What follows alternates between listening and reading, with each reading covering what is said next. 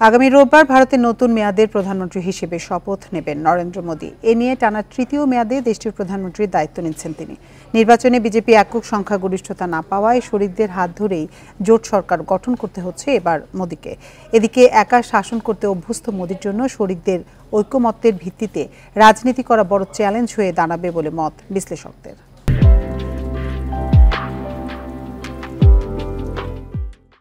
গত এক দশক ধরে ভারতের ক্ষমতার গদিতে রয়েছেন নরেন্দ্র মোদী ও তার ভারতীয় জনতা পার্টি বিজেপি। এবারে লোকসভা নির্বাচনে বিজেপির একক সংখ্যা গরিষ্ঠতা পাওয়ার লক্ষ্য থাকলেও তা ফিকে হয়ে যায় চূড়ান্ত ফলাফলে, বরং দেখা যায় কংগ্রেসের চমক।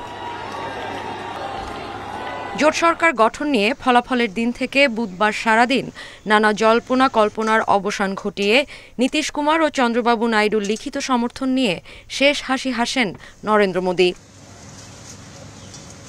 পরে এনডিএর দলনেতা নির্বাচিত করা হয় মোদীকে।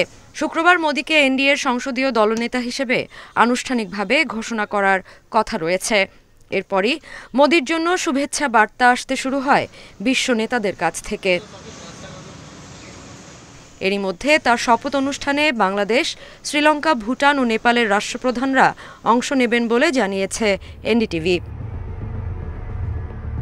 এদিকে বিজেপি যেখানে হিন্দুত্ববাদের রাজনীতি বা ধর্মভিত্তিক রাজনীতিতে অভ্যস্ত, অন্যদিকে নীতিশের জেডি ও নাইডুর টিডিপি দুই দলই নিজেদের দাবি করে ধর্মনিরপেক্ষ হিসেবে।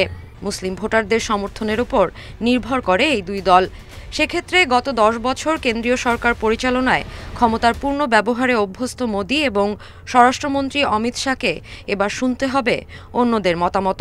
কারণ জোট সরকার ছাড়া আর কোনো পথ ছিল না মোদীর, তাই অন্যদের মতামতকে অগ্রাহ্য করার সুযোগ নেই।